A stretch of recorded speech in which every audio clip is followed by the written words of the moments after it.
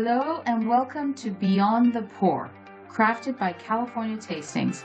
I'm Nilu, your sommelier host, uncorking stories from visionary sommeliers, winemakers, chefs, and mixologists shaping our world. Today, I'm thrilled to share a personal highlight.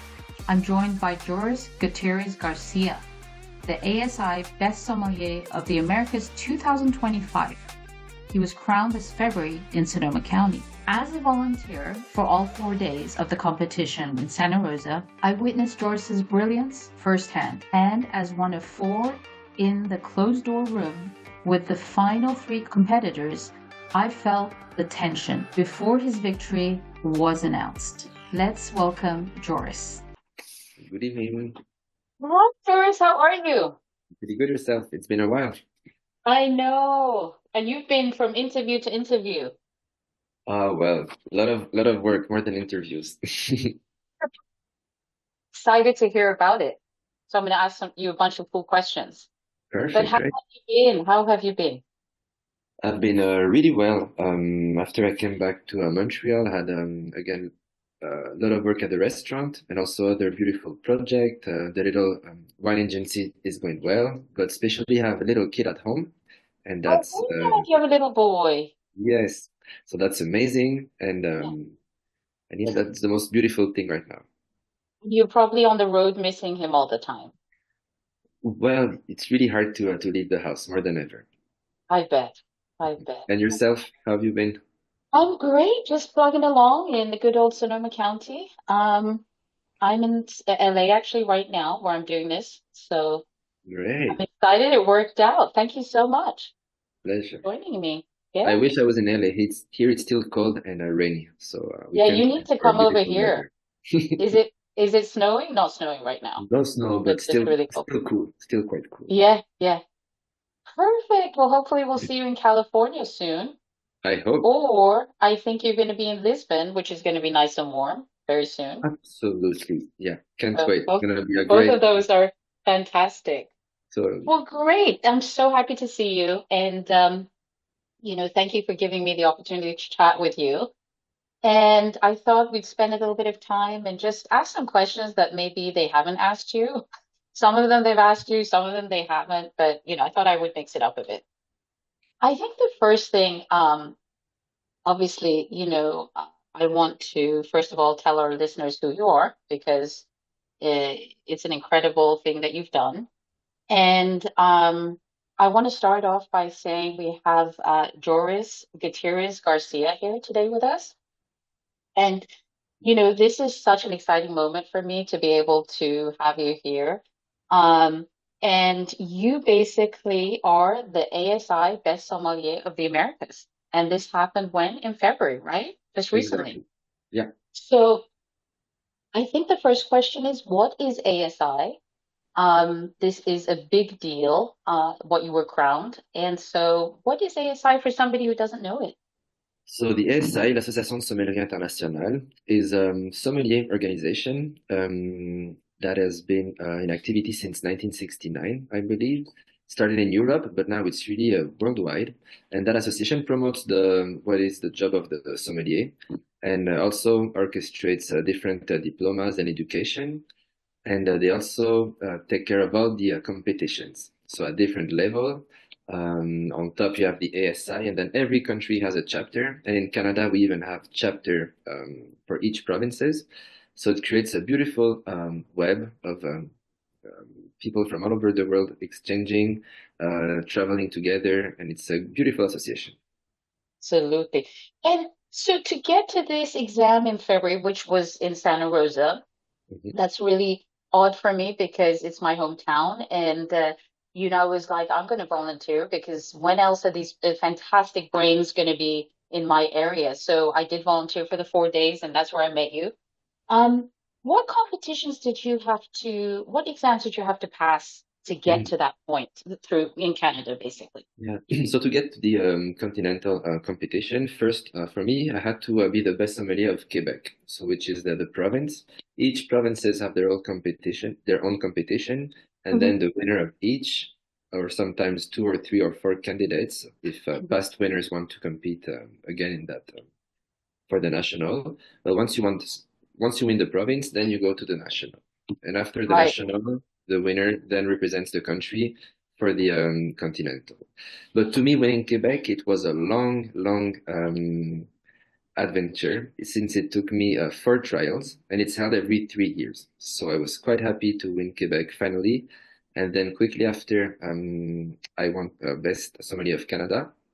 Right. And I was so pleased and to have a great result. Also, that last time it's Argentina that won the competition. So I was happy Canada took it back. Oh, all right, fantastic. I guess you really would love to know what pushes you to work this hard, because that's no joke. I know that.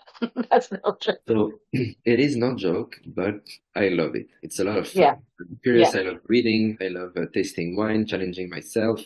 yeah, I'm also still working on the floor, so making cocktails, yeah, decanting a bottle, or serving guests is part of my, everyday schedule.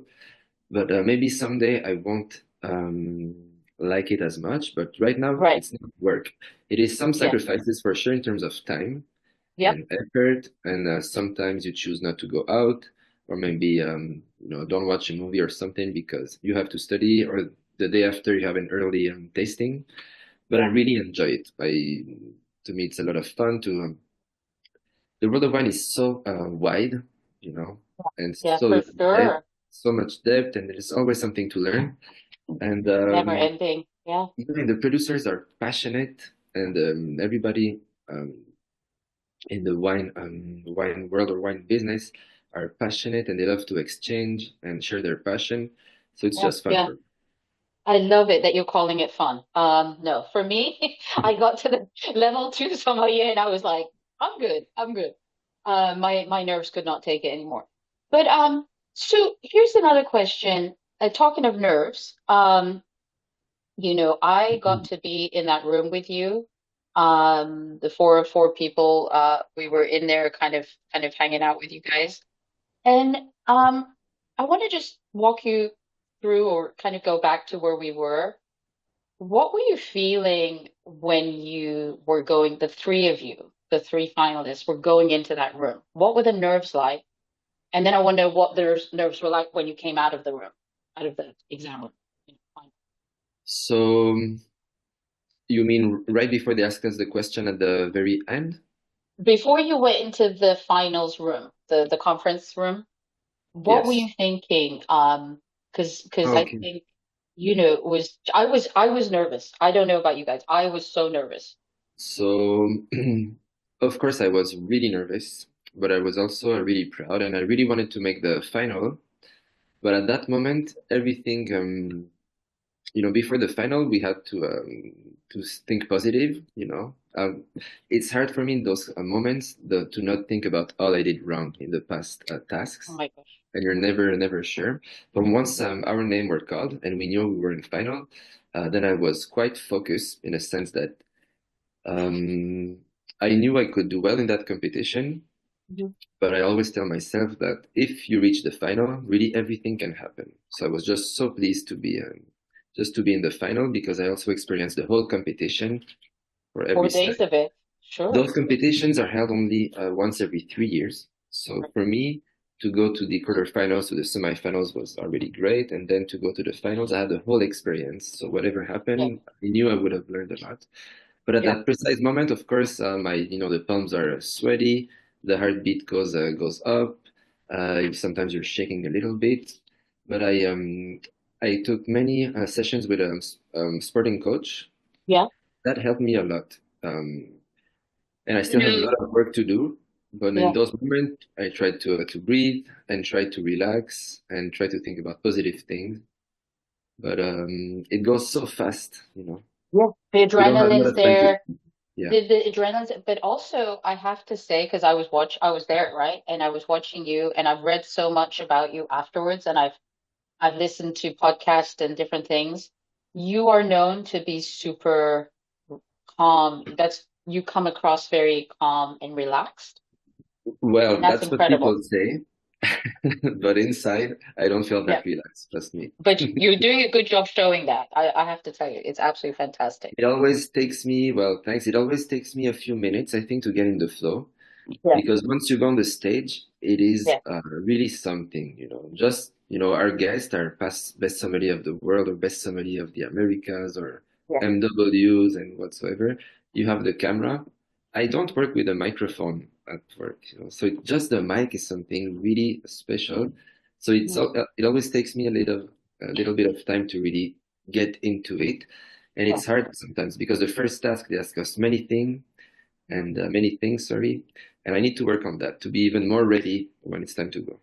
Oh my gosh, you were ready. You were ready. And the question where, they had those 10 different drinks in front of you, Mhm. and I was like, oh my God, my heart is coming out of my chest right now. And you just like they asked you to say what they were and to pair them. And you just picked out one by one, you went through it like perfect. Perfect. Well, not Incredible. perfect. I had many, many right, but I missed a few. Those Yeah. exercises I think are so fun. It's a game that we can play at home. Yeah. If you have different brown liquor, you pour just a little bit in some glasses and you can really play, and it Yeah. becomes really reflexes. Yeah. But the thing is that there are so many beverages in the world, from beer to cider to sake to spirits, and just wine itself is so Yeah. huge. But Yeah. it was a great exercise, and I've never had a task like this. So I think it Yeah. was a lot of fun. I And love it. tasting, I mean, to me, is the thing I have the most pleasure to work on because Yeah. it's you experience it through all your senses, and it's a lot of fun. But then, like I Love said, it. sometimes we're right, sometimes we're wrong also because there are so many options. Well, I think you did pretty good. So that's just me. I didn't taste But it, but I think you got them right but because there was I was quite happy with the result. Yeah, because there was three times the same thing happened. yeah. And I got to watch two. I just didn't watch Mark, I think. But I was able to watch the two of you guys. And so it was crazy. It's crazy good.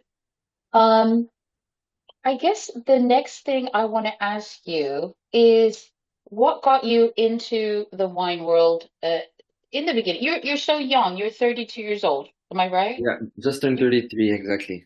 Well, happy So birthday. But you're thank you so so much. young and you've done so much and it's exciting. What got you excited about it to start with, I guess? So there was not like one moment that I knew wine would be my whole life, But it was through different things. First of all, I've been working in restaurants since I'm 15 or 16, and when I was around 18 or 19, I was working in a restaurant where they had a sommelier. And so I started to, try some wines, and I was quite curious because I thought that they all tasted the same, like white wine tastes white wines and red wine tastes red wines, and that, Right? you know, Yeah. because I've never really had some before. And then I traveled to Europe, and I spent some time with one of my uncle that was quite passionate about wine, and he made me try a few, and then the interest started to grow a little bit. And then Hmm. after I was working in another restaurant au Pied de Cochon, I was a runner, and I wanted to become a waiter. And for that, I told myself that I should know a little bit about wine, that would be helpful. And so I took sommelier class at l'ITHQ, which is a hospitality school in Montreal. And then after the first class, I was really impressed that the wine was it touched so many areas that I liked. I studied in human science in CJEP, which is just before college here. Yeah. And then, some like classes of geography were so interesting, anthropology and also. And I always loved travels and languages, and wine connects many, many different aspects. And Right. also my teacher, was former best sommelier of Quebec, and it also Wow. sparked the interest for us to compete. Yeah. Yeah. So brought that passion to you and made you start thinking about it. Absolutely. And one of the things I didn't know was that when you take this exam, is it for all the ASI, you have to take it in its second language. You can't take it in your mother tongue. Yes, exactly, and that's a rule for everybody. It's a way to challenge us in a way, Yeah. because I think somebody that works on the floor doesn't need to have a perfect second language, but to be able to present a menu, or maybe to recommend some wine, that would be really good. It's part of it's part of the job in a way to be able to speak maybe Right. just a few words, especially with the tourism people traveling the world. They won't always speak your mother tongue. And Mhm. so the ASI, I think, has three official languages, which are French, Spanish, and English. And Yeah. we had people competing in all three languages this year, if I'm right. Yes. Mario did it in French, and French. so the Brazilian candidate, sorry, I forgot his Uh, name, did it in Spanish. Nicholas is Spanish. Nicholas, yeah, in Nicholas Spanish. did it. He's Yes, he's Spanish, I believe. from Colombia, and I think he did it in Colombia. English. Did he do English?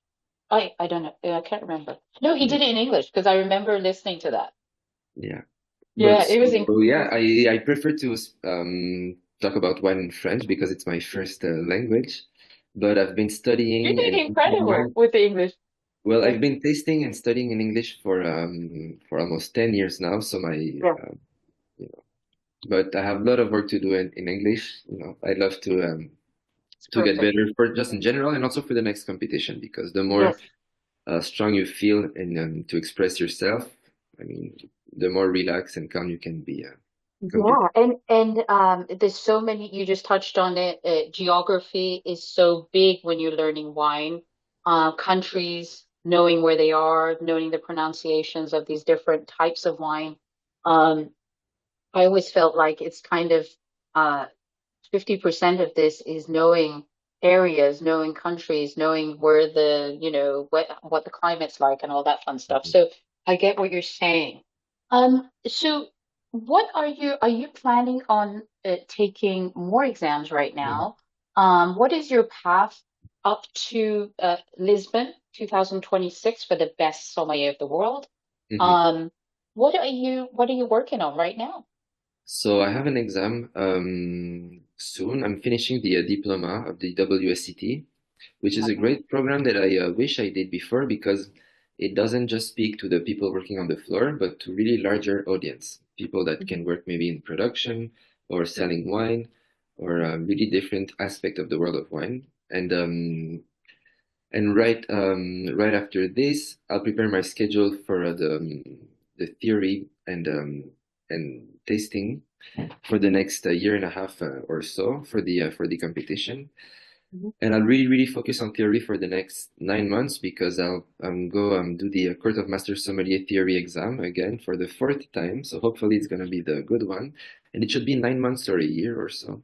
So I really plan for both competitions and exams. They're quite close to one another, so I'll try to keep good momentum and good rhythm. And so the preparation, it's a lot of theory because if you have a good theory, you are a better blind taster and you're Yeah. also better for service because theory is everything and everywhere. And then for tastings, I'll build a team around me with Mhm. somebody that can help me towards different aspects of the tasting. Yeah. And I can't wait. It's gonna be fun. I love it. I love it. And I feel like you can't really stop. Am I saying that right? Because I feel like if you said, "Oh, I'm going to take a 2 month vacation," and the momentum gets disrupted and all that stuff, and you're like, it's going to take me time to get back on it. So yes, I know some good friends of mine, they never take a break, but me, I have to take breaks Right. because Okay. as much as I love it and it's my life and my passion, sometimes, those long study hours, I can't keep A it lot. all the time. I have a Yeah. little kid at home, Yes. sometimes Oh my gosh. you Yeah. can't just study 24 hours a day. And so I need breaks and but even when I'm not studying fully or preparing myself totally, I am surrounded by wine because I work Because you're on the working. floor. I also You're import wine. I do a master class and tasting, so wine is always everywhere around me. But it's just the theory and blind tasting part that I try to build a calendar about a year before the competition. Mhm. Also, because you have to try to arrive at the competition with good energy and Yes. not to be overwhelmed because it happened to me Absolutely. before that I trained so hard and didn't rest before the competition and it's long days and it's a lot of stress so we have to arrive there rested if possible. Yes. Absolutely. I agree with everything you just said. Um, so you are the head sommelier in Montreal Yeah. for tell me the pronunciation, Le Club. Chasse et Pêche. Did I Exactly. did I say Perfect. it right? Oh my God, thank God. Yes, Club I'm Chasse gonna Page. butcher it. Well, you No, you say did it it better. perfectly. Yeah. Club Chasse Page, it's a restaurant in the old port of Montreal, owned Oh, by Hubert Marcellet and Claude Pelletier. It's been open for 20 years already. We just celebrated in January, and it's a place that I really love. The owners and the team are amazing, and we have a great clientele. I've been there for 4 years, but there are some guests that have been coming since the opening, and some of my colleagues are also there. Some of them have been there almost since the opening, so it tells about wow. how great family it is. I stayed there, and that really shows that it's a great spot, obviously. And Mhm. everything I've read about it, and when I'm in Montreal, I'm coming to visit you for sure. Yes, please Um, I've had the opportunity. come in We summer. visited Quebec, and yes, and Montreal, and we froze. I'm not going to say what we froze off, but it was very, very cold. And we finally realized why there were no people on the street. Everybody was in the underground pass with the really cool bars and restaurants, and once we figured that out, we were happy.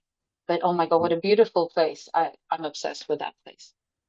So honestly, that's everything I had for you. I wanted to ask you something really goofy.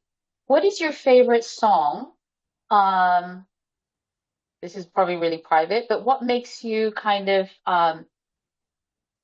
excited when you're going for an exam, or what calms you down?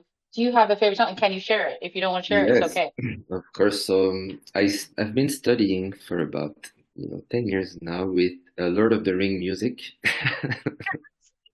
It's a movie that I watched I don't know how many times when I was a teenage, and just there are some parts on YouTube you can find some loops. It lasts for hours, or Right. so it's really calming. There's no lyrics because Yeah. if there's somebody's singing, then I can focus. And Hmm. music that hype me up right before an exam, I don't really try to hype me up, but sometimes waking up, do some Hmm. push-ups. I love hip hop, whether it's from France or Quebec or the US, Hmm. and also Latin music. So I Hmm. don't have a song in particular, but something with good rhythm that kind of Rhythm. wakes Yeah, me yeah. up.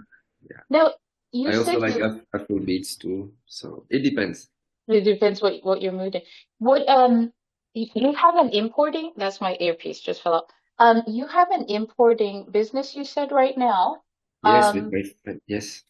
and it's where are you importing into Canada or Exactly. So the name into of the Canada? company is Agence Pirate. I Hmm. started this company about 4 years ago with my friend Xavier, and we Hmm. represent about 20 producers in Quebec. Hmm. So through the monopoly, we import the wines, and then we sell it to many restaurants, and also some of the wines are on the shelves of the monopoly. It's a different system that we have in Quebec. Um, but it's a great market. We're not as big as some states in the US, but for our size, I think we have a really great wine offer. Think what is your favorite wine like if you're your day off and you're like, I want to sit here by the fireplace and open a bottle of wine. What are you going to drink? What's your favorite? So white wine, it's Riesling always. Oh, Sometimes very cool. it's cliche because many somebody love Riesling because it's high acid, it's refreshing. We taste many wines, and sometimes we need crisp and beautiful Refreshing. tart wines. And also Rieslings, there are so many different styles, from super dry to Hmm. sweet or just a touch of residual sugar. I Hmm. especially like those from Moselle, but there are good Yes. Rieslings all around the world, in Austria, in Alsace, in Australia, in Canada, it's everywhere. And then for red wines, there are many things I like. I love Sangiovese a lot, Nebbiolo also. Mm. Uh, Pinot Noir, we've had such amazing Pinot Noir from California. Hmm. Some wines that I've never seen on our market. It was amazing. Hmm. But to be honest, there are so many things I enjoy. Yeah. Um, but probably, yeah, Riesling really on top of everything. Um, and then sparkling wine. If it's champagne, sure, but there are amazing sparkling wine made everywhere, and I love bubbles too. I love champagne. My gosh, I could live off that. That is absolutely. And speaking of Riesling, and I haven't tasted anything the way that you taste them, but I love Dr. Lucen. The he's got a Trek. Is it extra? It's a really dry one, Yeah, and I can't find it here anymore. I've tried to find it, but it was absolutely delicious.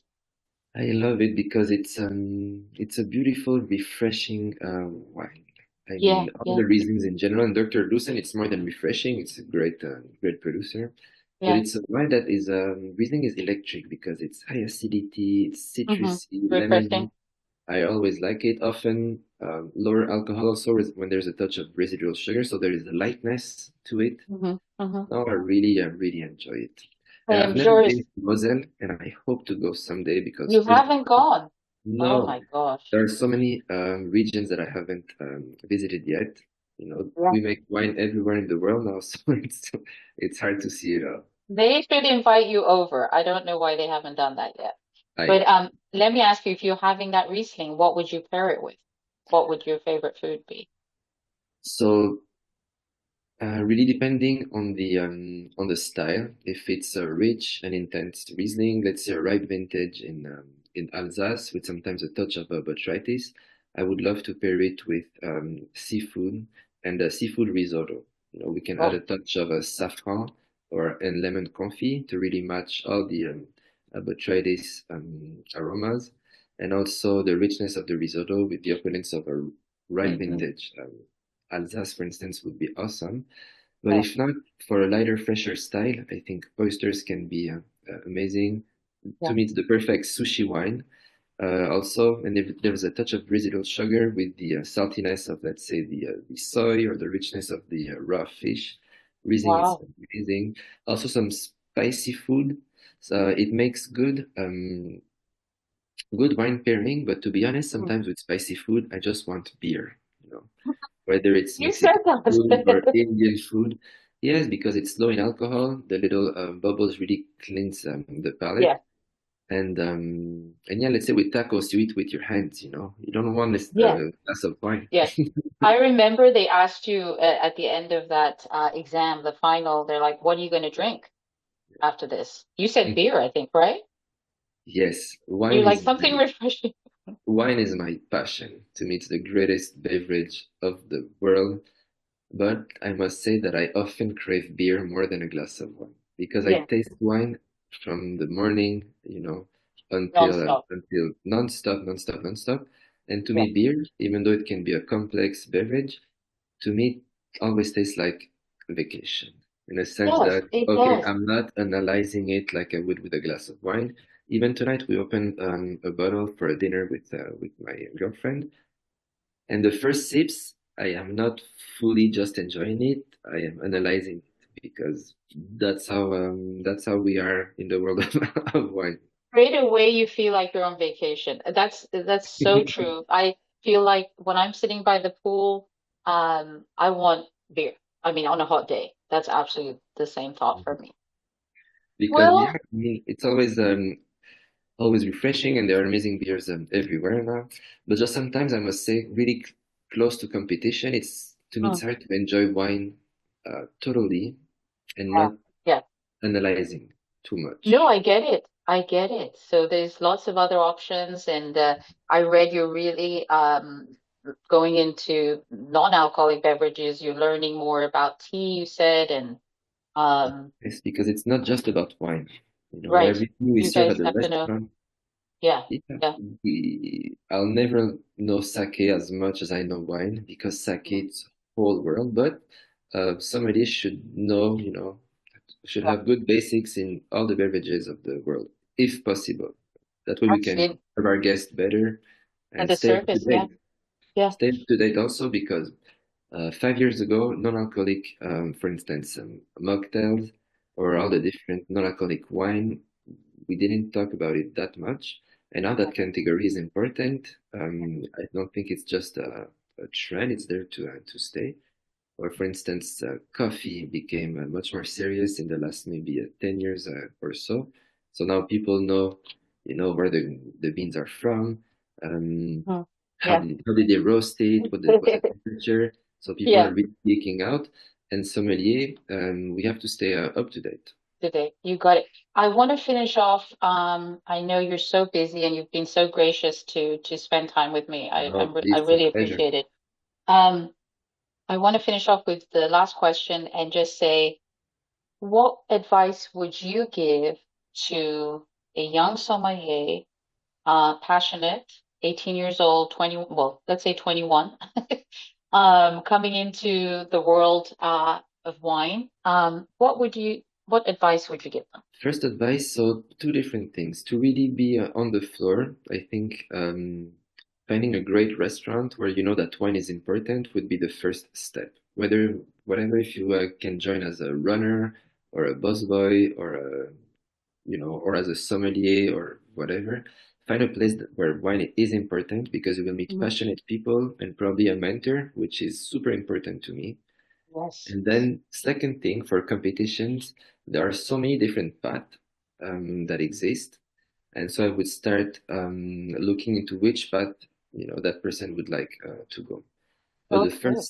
first step would be to subscribe to Gilsum, to be honest, because that is the best source of information Yes. that I use and that many people use because I use it. books are amazing.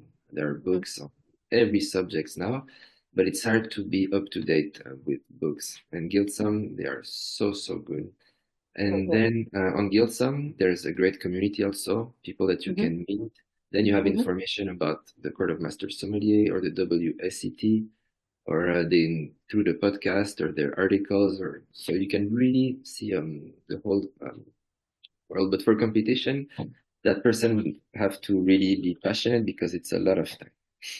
A lot of time taken out of Yeah, our everyday world. But yeah. how exciting. I can't wait to watch you just ace through everything because I know you are going to. And you I hope never you're know. right. I might end up volunteering again in Lisbon and see you there. That would be But amazing.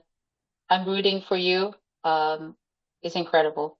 Well, thank you so much. To go there is really an honor. It was a dream of mine, and it's Mhm. I dreamt about it, but it's hard to really how can I say to really realize it because it took me so many time just to be able to do the national in Canada. Yeah. Yeah. So, but I'm super happy, and I hope I'll do well. Then it's gonna be another beast because we were about 14, 15 people in Sonoma, and in Lisbon we're gonna be about 70 candidates. So that's a lot of people and a lot of great, great, great people. All the candidates are superstars in their own markets. Some of them have been training for a long time, and I've seen the European competition. They were Mhm. quite amazing. So it's gonna be great.